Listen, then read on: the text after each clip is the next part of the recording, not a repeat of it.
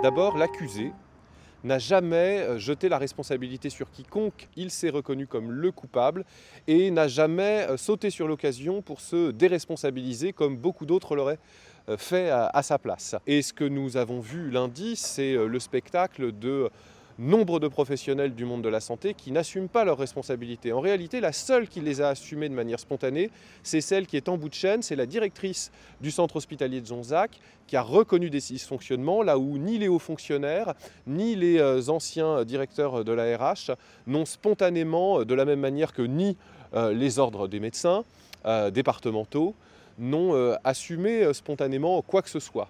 Ce qui est glaçant, car au-delà du monde judiciaire, nous sommes tous des citoyens, des usagers du service public de santé, peut-être même pour certains d'entre nous des parents d'usagers du service public de la santé, c'est que quasiment rien n'a changé depuis 20 ou 30 ans. Aucune réunion n'a été effectuée pour faire l'introspection dans les hôpitaux avec les anciens collègues de Joël Le Squarnec.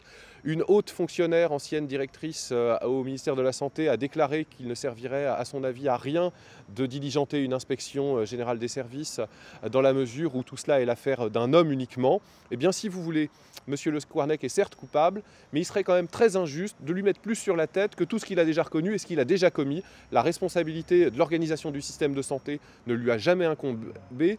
Et en réalité, si nous pouvons faire de cette affaire absolument affreuse pour les parties civiles quelque chose de positif, ce serait en réfléchissant sur comment faire pour qu'il n'y ait pas un autre Joël Le Squarnec qui puisse agir. Aujourd'hui, cela n'est pas garanti et bien qu'il soit en prison, l'hôpital demeure dangereux pour ces raisons-là.